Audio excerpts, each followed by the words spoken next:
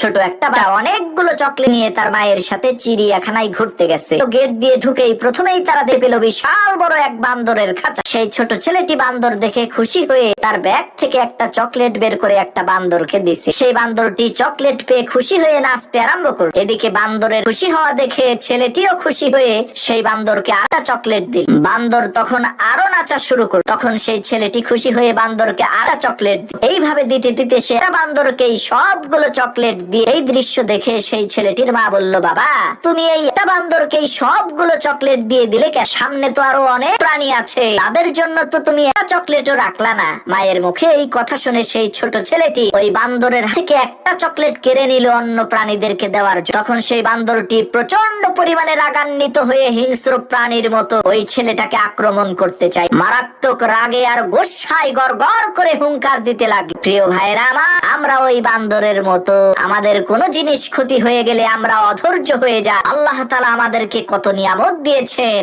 তার দিকে না দেখে আমরা শুধুমাত্র ওই জিনিসের দিকেই তাকাই যেই জিনিসটা আল্লাহ তাআলা আমাদের কাছ থেকে নিয়ে গেছে।